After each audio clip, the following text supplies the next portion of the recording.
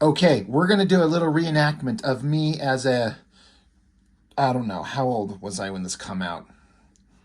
12, 13, something like that. I was all about Liefeld's artwork at the time. It was great. Xforce was super fun. It was being a badass comic, new characters. I know I rip on it a lot, and it's part of my favorite things to do, and a lot of you seem to enjoy this.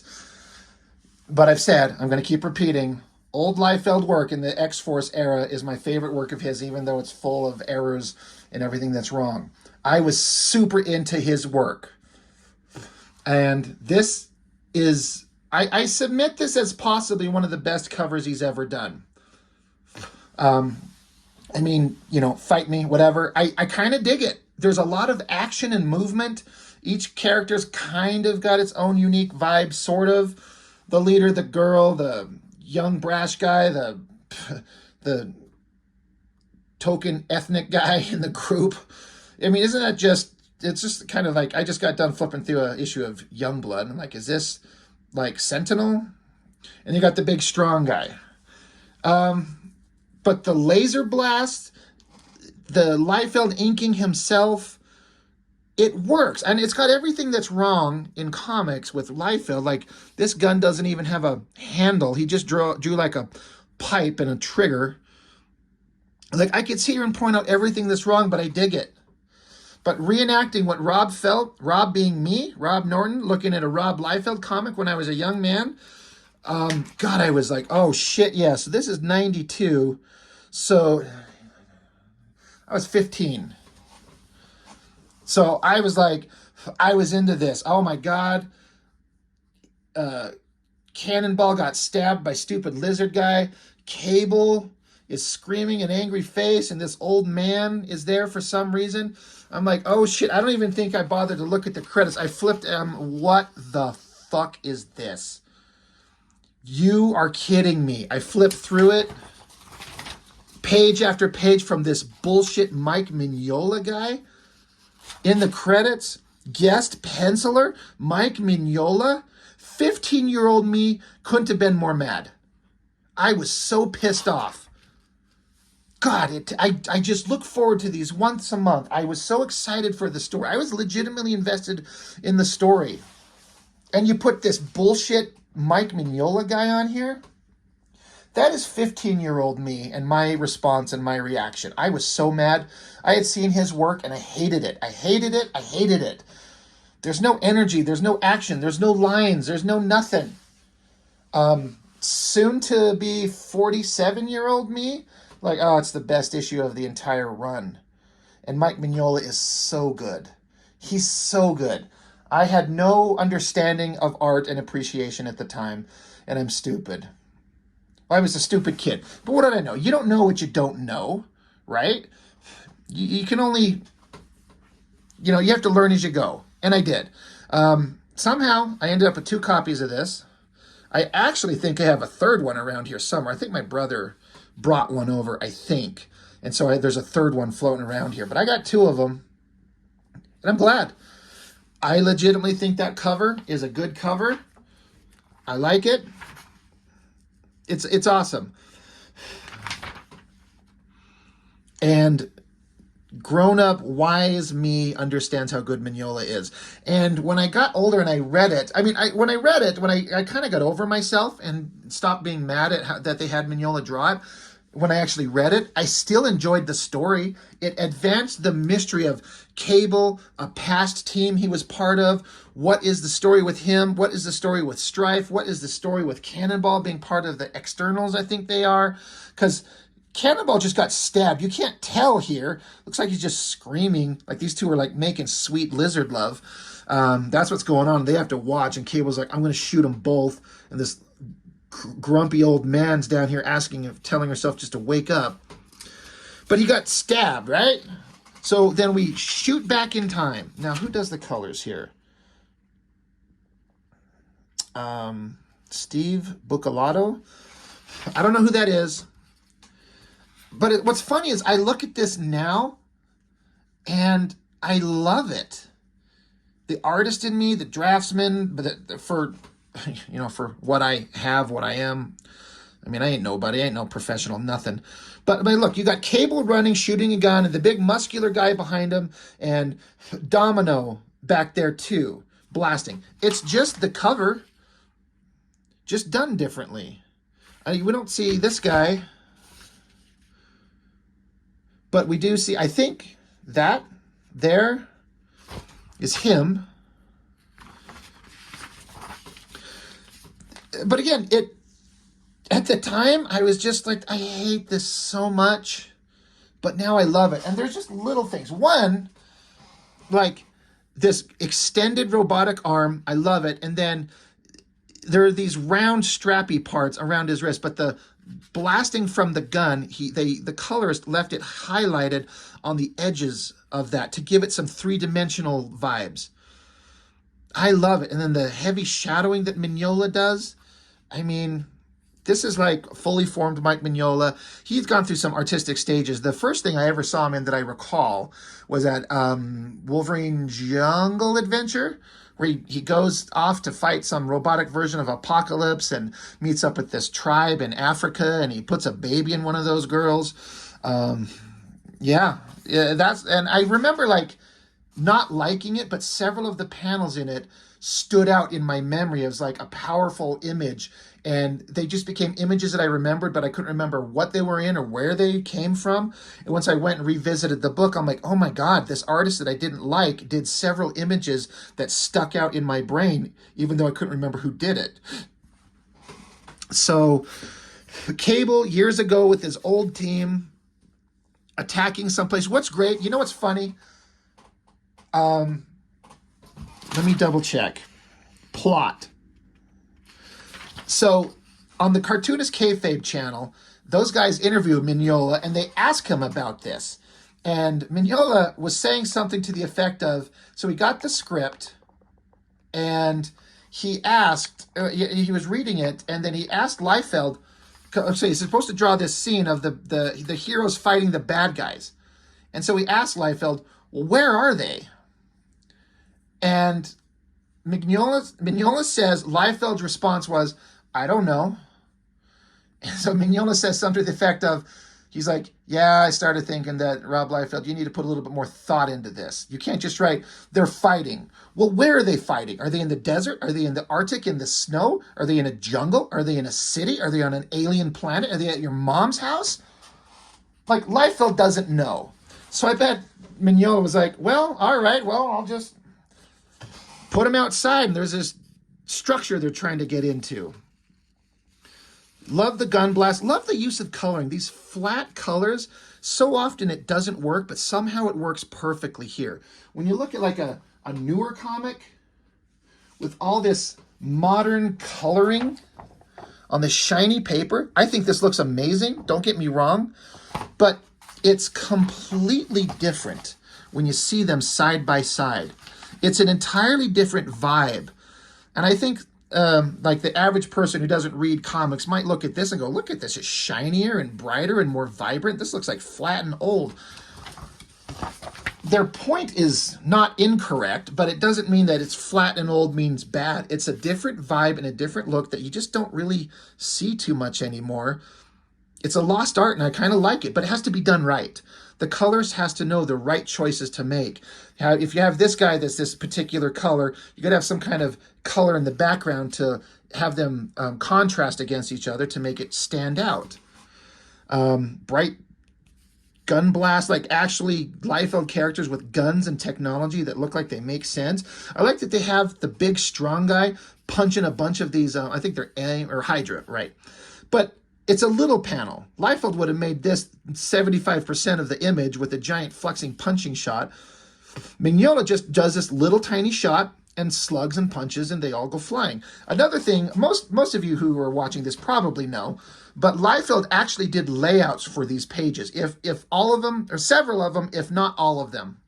And you can find them online, and you can see what Liefeld laid down, and then how Mignola interpreted those layouts. And it works. Like, you could see a giant screamy close-up face of Cable by Liefeld, but then you just, like, you know, it would look like this, just zoomed in. But then you see Mignola do it, and he puts a little bit more thought and care into it. But anyway, God, sorry, I'm shaking my camera. I'm getting so excited going over this issue. I've been meaning to get to this forever. So they're fighting. They're trying to infiltrate a place. The bad guys pull out some kind of big laser gun, a big awesome blast. This is interesting because I also seem to remember Mignola saying somewhere that he doesn't do like, I don't know other terminology used besides the artistic terms of a worm's eye view or a bird's eye view, where you're up high looking down or you're really down low looking up, like an extreme angle looking up at a thing. He said something somewhere that said he doesn't do that. And when I started looking at his work, he doesn't. So when you see something like this, it's an extreme rarity. Everything of his is basically kind of like a straight on shot, which by every measure of everything you probably learned about dynamic comic book art would lead you to think it's boring. Just static, straight-on shots. But Mignola has something about him that it just works. Composition and storytelling are key. And it just works. And I try to incorporate that thought into my stuff. I definitely want to draw dynamic angles when I can, but if I can't pull off a dynamic angle, I try to remember, like, you can do some static straight-on shit that still works, and most importantly, make the storytelling clear. That's what I try to keep in mind. I think Liefeld goes about it exact opposite, where he's like, make it exciting, and if you have to sacrifice storytelling, that's fine. But Mignola is the exact opposite. So I love the gun. I love the Hydra guys. They blast the big guy, but he's fine. So they shake this big giant tower, shaking the guys. He's grunting, ripping it down. They all come falling down. Pretty awesome. I like the open panels, no borders there. Very cool. So they start scaling this building. And Mignola's got such an interesting way of doing, like, character or figure work. Like, look at these little pointy stumps of their lower legs, or where their feet. They don't need to be there. It doesn't, like, you get what's going on, but it is kind of funny. All right, this right here, this is one of the most hilarious things I've ever seen. So I should have more Liefeld books out. They're not hidden too far, but let's just use the cover here. Do you see this thing right here? I've actually thought of doing an entire video on just the way that Liefeld puts gear on people. It's so fucking stupid how bad it is. But he just puts things sticking out of people's backs. Now this thing, I've always wondered what it is, but what I believe that it's supposed to be, and I think that he even verbalized it once, and I'm going to get a piece of paper out because I can.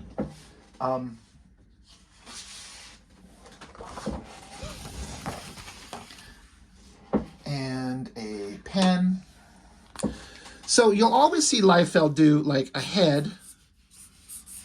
We'll just pretend that's a head, and shoulders, and then he'll always draw this thing sticking up out the back that comes down and curves in like this, and then has lines like this. Some variation of that. That is what you're seeing right there, right? So what I understand it to be is like, it's like the butt of a rifle. Like if we saw it from the side, let's just say it's kind of like this. And let's just put more detail than Liefeld has ever on any gun in the history of his life. But it's got to be some kind of laser gun, so it's got to have some kind of big technological whatevers and a sight and some technical gear, and that's the magazine and whatever. But it's supposed to be just this part of the rifle. And then I think one time he said somewhere that these things in here were like extra magazines. Like you could pull them out of that and slap in the magazine there. And I was like, okay, all right, I'm on board. And then, you know, it shoots its big laser blast or whatever the fuck it shoots. So does that make sense? That little shape, that's what I've always understood that to be, but it had to be explained to me. I think some of these other artists who took this on, I saw Art Adams do it once in this thing. I'm going to dig it out one of these days and show you. It was funnier than this. But look, it's like he doesn't know what the fuck they are. Does anybody know what they are?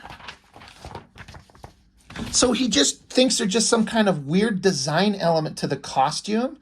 And so he just draws these things sticking out. Now, I guess you could say those are the butts of rifles stuffed under his body armor into these little pouches. But where's the gap between the... that's why, I mean, I think Mignola would think of that. That would occur to him as to what that should be if it was a gun, so it would stick out and be bulky. But I bet he just saw Liefeld's designs. He's like, I don't know what the fuck that is. I have no clue. So I'm just going to draw him. A little smokestack sticking out of his back. Like he's got him there. It's so funny to me. It makes me laugh. I also think it's funny, the idea of this body armor that Cable wears with the open chest. But the back is fully armored, like fully covered. So if it's body armor, you can just pick these apart. Anyway, those stupid things coming out of the back of his jacket, his outfit. I think they're supposed to be butts of rifles, extra guns that he carries, but I bet Mignola just doesn't know what they are. So he just drew some weird shapes because he's like, I don't know. The kids love this Cable character and Liefeld designed this, so I don't know what the hell. Anyway, Cable and team makes it up to the roof, and two of the other members of the team, the other guys, this guy and this guy, I thought... I was mistaken. I thought this down here. It's an entirely different guy. I don't know who these guys are. I don't know what the fuck. I'm confusing these guys.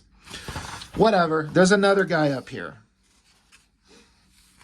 And that's the guy who becomes Weapon X, the current version in the books. Anyway, they're just trying to infiltrate something. Mignola's... Like, I remember looking at this and I hated it. But I look at it and the awesome shadows and the facial structure, I love it now and I hated it as a kid. God, it made me so mad. But they're infiltrating this base. They're going down to the lower levels. They're looking around at stuff. I mean, when you see Cable consistently drawn like this, and that's what you love, how do you look at Cable looking like that and be on board with it as a young, early teenage kid? So anyway, they're infiltrating. Bad guy comes onto the video screen and starts cackling at them. This is an interesting bit of panel layout with the big giant face with the panel kind of cutting across the middle of it, kind of making one image broken up into two. Great eyes, great mouth. I wonder if this was part of Liefeld's design. Because again, if you can go look up and see the layouts that Liefeld did and see how Mignola interpreted them. But I wonder if this was a Liefeld design. It feels too clever. But anyway, they got to get out of there. This face, I love the shadows on it, giving the form and a three-dimensional look. It looks great. Looks great. They got to get out. Even back then, I kind of like this picture of Domino. I like the face. It looks very serious, very stern, well-drawn, feminine, but powerful. Anyway, they got to get out of there. They got to get the hell out of this place because it's going to blow up. So they teleport out into their helicopter, which is the best-looking helicopter ever drawn in this series ever. Go back and look at X-Force #1. Look at the helicopters Liefeld draws. You know what? I'm going to draw you a Liefeld helicopter. You ready? It's literally, he goes like oval shape and then puts like a thing out the back and then he goes like this. And then he goes like this and then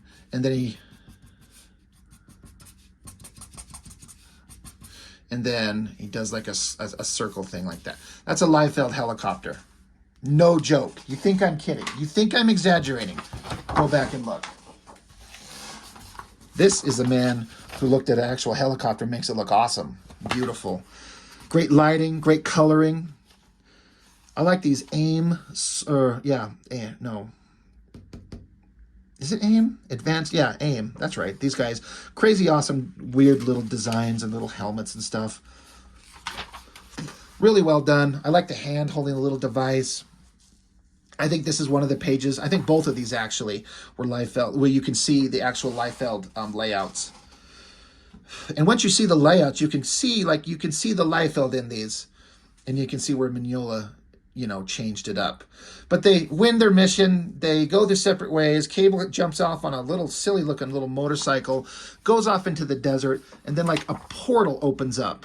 And I like the storytelling of this. He jumps into it and disappears into the portal here, and then the portal on the other end comes sliding out, comes to a screeching halt. Like that, just it works to show him that he's in a different environment, and the coloring changes. It's this dark palette to this lighter palette, so you get the feeling he's in a different place. I just got done rage reviewing. Where did I put it?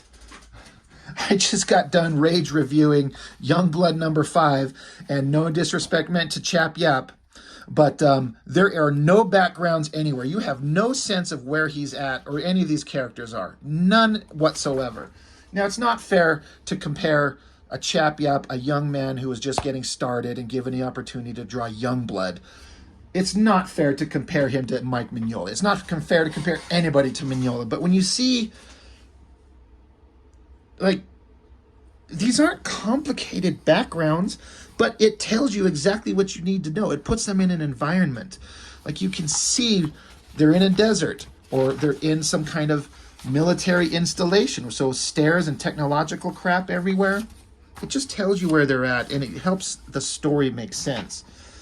So Cable's off into something. We don't know what this is. At the time, the story was really interesting. It's like, so Cable's got this otherworldly, like, technological place he can go to. What is it? Where is it? What does it mean? These awesome little robot designs, I really dig them. But it's like, Cable's a man of mystery, and this is a secret he keeps from even his old team that we just saw him hanging out with. And we certainly know the new team doesn't know anything about this. The only one who knows anything is Domino. Look at this great sci-fi futuristic city, cool little vehicles flying in the background.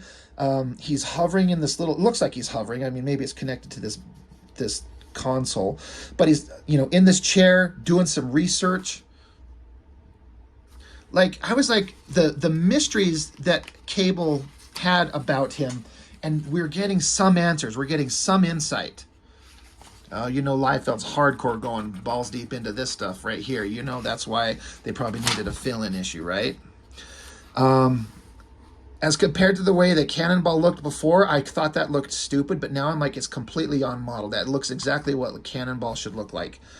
Love the pose, the thoughtful way he's sitting in a chair, thinking, trying to figure out what his next moves are. And I believe this is setting up Cable's first appearance. He was here, and then he travels through this portal, and that's where he ends up, and he goes into what is the modern world, modern time that we know Cable proper in the comics.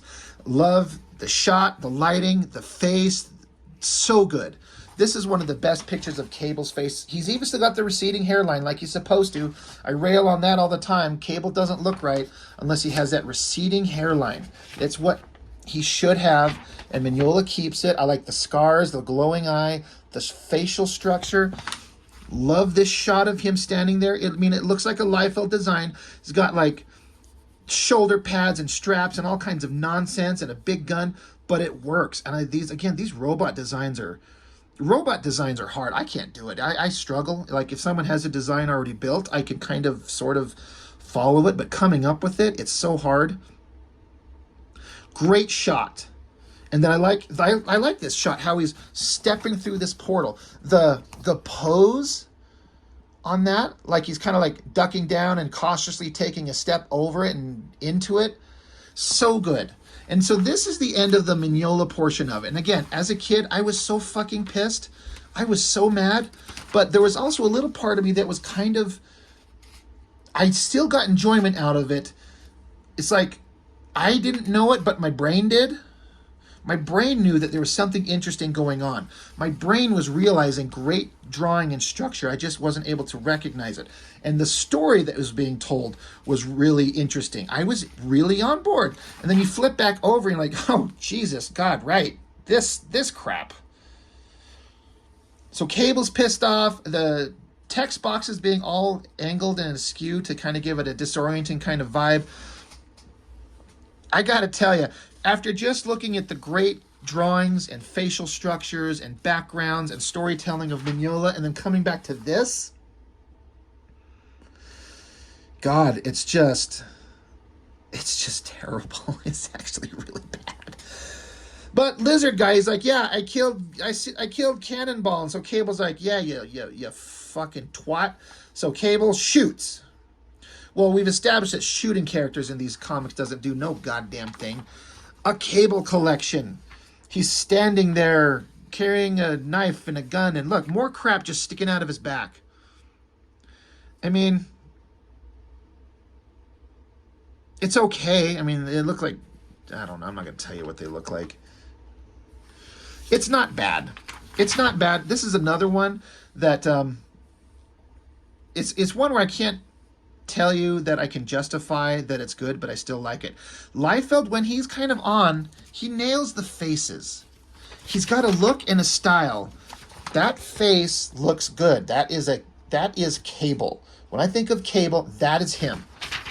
That is him there. And that is, I mean, I will submit that as maybe the best drawn Cable face Liefeld's ever done. I like it. It's kind of weird, but I like it. It works. Now he's got all that shit. There's those stupid things sticking out of his back, like I was talking about, right? Each one of those little things is supposed to be an extra magazine to a gun. There's no straps holding them on. Liefeld loves to do this. One of these days I'm going to do a little focus on this. He just draws a figure, and he likes to draw stuff sticking out of the back of him. Like I'm carrying shit with me. It's a short, squat little body. This would be another fun one to like put a piece of tracing paper over and try and just draw what this nude figure would look like without all this shit on it. It would look like the most ridiculous thing we've ever seen. But I dig it. Even though it's all weird, I still dig that. So, and everyone was just loving it. This comic was outselling everything by a huge factor, except Jim Lee's X-Men and McFarlane's Spider-Man. I think he'd already long since he had ended, not long since, but you know he was moving on to other things. So, X-Force number 8. God, did I hate this as a kid? God, do I love it as an adult? It's so good. It's so well done. And Liefeld has a couple of moments where it like cover. One of the best covers he's ever done. I mean, it just works. Big action shot of a team running, fighting. I'm on board. So, that's that. X-Force number 8. Mignola, he was showing us how it's done. He'd been doing it before, and he's been doing it ever since, just showing you how good comics are made. And it's such a weird little addition to throw him into X-Force. It's just, who come up with that? It's so strange. But it's a fun little thing to talk about years later. So anyway, that's it. That's all I got. Thank you for watching. See you next time.